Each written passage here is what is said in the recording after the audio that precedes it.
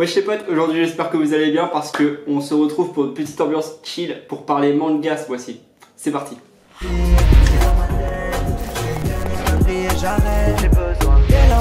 Ok, donc comme vous avez pu le voir dans le titre, je pense que vous avez compris le concept de la vidéo. On va parler des achats manga du mois d'août et croyez-moi, il y en a pas mal ce mois-ci encore aussi. Ok, donc on va rappeler le protocole. Pour la présentation de chaque manga, je vais passer par la même façon de faire. C'est-à-dire que je vais présenter la maison d'édition qui a conçu et édité le manga, l'auteur, le synopsis en lui-même de chaque histoire et surtout ma propre interprétation de l'histoire et de mon point de vue personnel. Donc mon avis et tout sur ce que j'ai pu lire ce mois-ci, même si j'ai beaucoup taffé. Donc du coup, toutes les œuvres que j'ai achetées ce mois-ci n'ont pas encore été lues. À mon avis, le mois d'après, je vais pas acheter énormément de manga parce que j'aurai tout ça déjà à rattraper. Et croyez-moi, il y en a une grosse pile. Et sans plus tarder, on commence avec les 3 premiers volumes de la Perfect Edition de Full Metal Alchemist de la maison Kurokawa. Et c'est une dinguerie. Franchement, je découvre du coup la série en même temps que cette Perfect Edition. Il y a le tome 4 actuellement qui est sorti, mais je me le suis pas encore acheté, que je vais pas tarder à aller le prendre justement. Donc déjà, pour synthétiser la qualité du bouquin, c'est juste phénoménal, c'est une Perfect Edition, donc ça porte bien son nom. Le papier est en papier glacé un peu, il est très blanc, les traductions sont correctes. C'est un grand format comme vous pouvez le voir là. Comparé à un manga classique, faudrait pas que je vous spoile le reste. Comparé à un manga classique, franchement c'est beaucoup plus contemplatif au niveau de la taille des pages. Et c'est à 11,90€ seulement. C'est-à-dire que c'est un grand format, c'est méga bien édité, c'est ultra propre. La couverture elle est semi-rigide, déjà elle est cartonnée juste en dessous. Et la couverture est en relief avec une méga bonne impression, franchement ça fait très plaisir. L'autrice qui est à l'origine de ce fabuleux manga est Hiromu Arakawa. C'est une série complète et finie en 27 volumes publiée de 2001 à 2010 au Japon. Et pour ce qui est du synopsis, je vais vous le lire à l'instant. Les frères Eric ont hérité leur talent d'alchimiste de leur père mystérieusement disparu. À la suite de la mort de leur mère, les deux jeunes tentent de la faire revivre grâce à l'alchimie en faisant une transmutation humaine malgré l'interdit. L'opération échoue et les deux frères en subissent le contre-coup. Ed perd sa jambe en échange de voir la vérité. Il sauve son frère privé de son corps en fixant son esprit dans le corps en métal d'une armure médiévale avec un cercle de transmutation tracé avec son sang, mais doit pour cela sacrifier un bras. Par la suite, il utilisera des prothèses mécaniques en métal et les mécagreffes ou automate. Ed passe ensuite l'examen et devient alchimiste d'état afin de pouvoir voyager et trouver la pierre philosophale pour que son frère et lui retrouve leur corps. Personnellement, j'ai pas encore lu le tome 3, mais je suis déjà ravi par la série. En 2 tomes, on découvre déjà des personnages très badass et surtout, tout est bien écrit. Chaque mini arc déjà pour mettre en haleine le lecteur dans l'histoire, pour découvrir l'univers et tout, est rondement bien mené. Toute histoire est très bien écrite et toutes les situations scénaristiques sont très bien amenées. Il y a une très grande cohérence dans les fils directeurs et surtout l'histoire est tout simplement intéressante et le dessin est bon de chez bon. Et maintenant, une série complète de la même maison d'édition Kana. Je pense que vous commencez à comprendre la confiance que j'accorde à l'auteur. J'ai acheté toute la série d'un coup. J'ai lu les 2 premiers tomes et franchement, je suis hypé par la suite. Je parle bien sûr de Bonne Nuit Ponpon. Comme à son habitude, Inu Asano explore de façon réaliste le monde qu'il dépeint à travers ses personnages et il s'affranchit un peu des codes graphiques du manga en globalité parce que son personnage principal est une figure simpliste des plus extrêmes. Ce qui est très particulier avec cette histoire, c'est qu'on suit un personnage qui ne parle pas. On le voit pas parler en tout cas, et on fait face à ses introspections et c'est vachement intéressant. Il traverse énormément d'obstacles dans sa vie, des tourments, des défis à relever et tout. Et c'est vraiment intéressant, donc on suit son histoire de ce que j'ai vu sur plusieurs années depuis sa 5e. L'année à laquelle se sont disputés ses parents de manière particulièrement violente. Donc ça parle aussi des violences domestiques. Inu Asano dans ce manga-là va s'affranchir des codes conventionnels et va explorer sa manière de scénariser et de raconter une histoire à travers notamment rien que par le design de son personnage principal qui ressemble vaguement à un oiseau et dans des traits très simplistes qui rentrent carrément en contraste avec le reste du manga avec un trait vachement réaliste. C'est toujours aussi prenant, je suis grave pressé de découvrir la suite. Parmi toutes les séries que je vous présente maintenant, c'est surtout celle-là sur laquelle je vais m'attarder prochainement dès que je vais avoir un peu de temps. Et pour ce qui est de l'édition, moi je suis vraiment fan de fou de l'édition de Bonne Nuit Ponpon parce que les jaquettes sont tout simplement vraiment trop belles. C'est légèrement en relief sur certains coins, sur certains rebords de la couverture. Et surtout les jaquettes sont faites d'une matière spéciale. C'est cartonné en fait, c'est pas plastifié j'ai l'impression. Je sais pas quoi dire de plus à part que cette série est vraiment bonne sur tous les plans. Toujours dans la même maison d'édition, décidément Kana, vous m'aurez à la longue. Pour cette série j'ai acheté les 10 premiers tomes d'un coup parce que j'avais regardé l'épisode 1 de l'animé sur ADN qui était gratuit et franchement j'ai kiffé le premier épisode, donc du coup je l'ai acheté complètement en 10 volumes pour l'instant.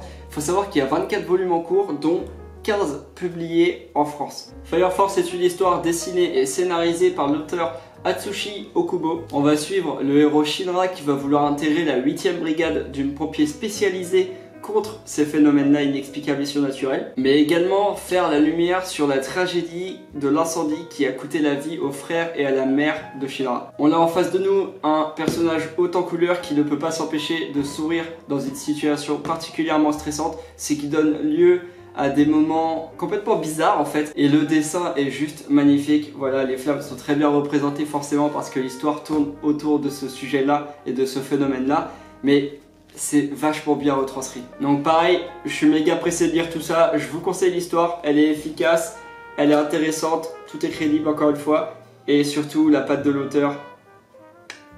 Forcément ça vient de Twitter donc ça peut que être bon pour l'instant. C'est subjectif?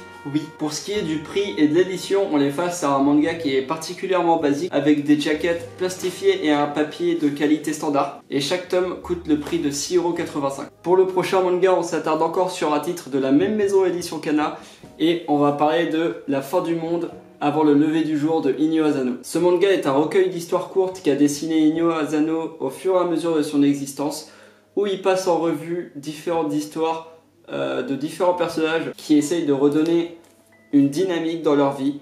Et voilà, c'est toujours traité avec un réalisme et une profondeur au niveau des expressions et une profondeur émotionnelle, si je puis dire, qui est toujours pertinente et intéressante. C'est un récit qui se veut nostalgique et qui interroge sur le déroulement d'une vie. Et c'est à travers ces questionnements-là qu'on va suivre différents personnages, chapitre après chapitre. Donc, comme à mon habitude, je vous incite à lire les œuvres de Inyo Asano qui sont toujours sincères, réalistes et pertinentes. Bon, Kana, je vous aime bien, mais cette fois, je vais passer à une autre maison d'édition qui est Glénat Manga avec leur titre Tokyo Revengers qui fait beaucoup parler de lui ces temps-ci.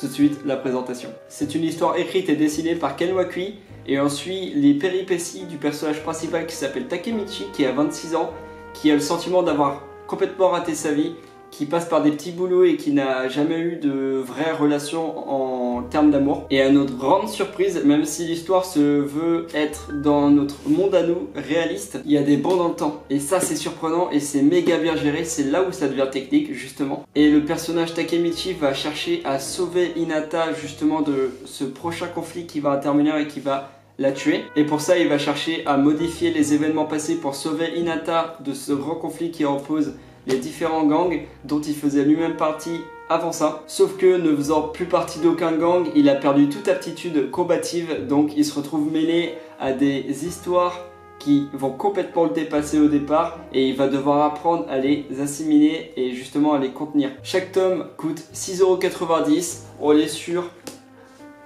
une édition standard aussi, mais franchement ça fait l'affaire et surtout c'est très très bon. Je vous conseille vivement de l'acheter. Il y a 7 tomes parus en France pour l'instant pour 18 tomes en cours au Japon. La prochaine série que je vous présente a été créée et dessinée par Oshimi Shuzo, l'auteur notamment de Fleurs du Mal ou Dans l'intimité de Marie, et je vous parle bien sûr des Liens du sang, le tome 1. Donc là on passe chez la maison édition Kiyun avec un tome relié qui est particulièrement bien édité pour le coup, avec une couverture rigide et cartonnée et non seulement des pages couleurs au tout début du manga. On suit l'histoire du jeune Seichi qui vit dans une famille qui mène une existence particulièrement banale, mais il y a un mais. Le jeune adolescent Seichi est particulièrement couvé par sa mère Seiko et au fur et à mesure de l'histoire, on comprend que c'est de plus en plus bizarre et malsain et chaque fin de tome est particulièrement troublant et bizarre à suivre et c'est ça qui fait la force justement de ce manga, c'est qu'il y a des grosses circonstances complètement folles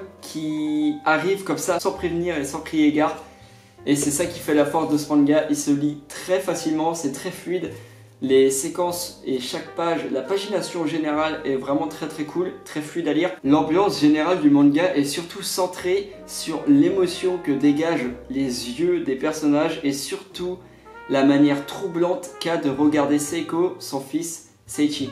On sent que derrière cette obsession maternelle se cache une folie qui est pas capable de percevoir Seiichi car trop jeune et trop naïf, et le fait qu'il n'y ait pas énormément de dialogue participe à l'ambiance générale ressentie par le manga. Chaque tome coûte un peu plus cher que les mangas standards, c'est-à-dire 7,90 €, mais ça s'explique par la qualité de l'édition, par les pages couleurs comme j'ai dit plus tôt, avec la couverture rigide et avec des pages d'une meilleure qualité surtout. On clôt la vidéo avec une dernière œuvre, et pas des moindres, de chez l'édition Delcourt Tonkam avec Vagabond, produit, dessiné et scénarisé par l'auteur de Takehiko Inoue, l'auteur notamment du célèbre Slam Dunk. Chaque volume coûte 9,90 € et ça s'explique notamment déjà par la largeur du manga. Il y a plus de 200 pages à l'intérieur et surtout on commence directement avec 8 pages couleurs qui font vraiment plaisir avec un papier glacé qui est très qualitatif. C'est une histoire qui est prépubliée au Japon depuis 1998, qui se tient en 37 volumes et qui est toujours en cours actuellement. On y suit tout simplement l'histoire d'un samouraï qui survit à la grande guerre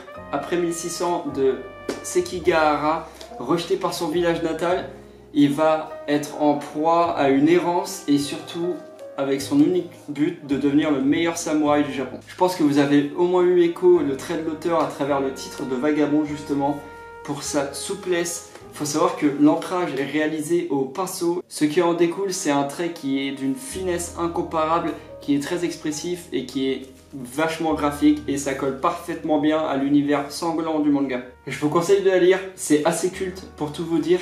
Même si c'est pas fini, on attend toujours une suite et la conclusion de l'histoire. Voilà, donc là on arrive à la fin de cette vidéo, j'espère qu'elle t'aura plu. En tout, j'ai 40 volumes sous la main ce mois-ci, en sachant qu'il y a des Perfect Edition et que les tomes de Bonne Nuit Poun Poun coûte un peu plus cher qu'à la normale. J'espère que t'as kiffé. Nous on se dit à la prochaine pour cette nouvelle rubrique qui arrivera sûrement le mois prochain ou le mois d'après, parce que là j'ai énormément de lectures à rattraper, donc ça m'étonnerait que j'achète beaucoup de mangas le mois prochain. On se retrouve à la prochaine. Ciao.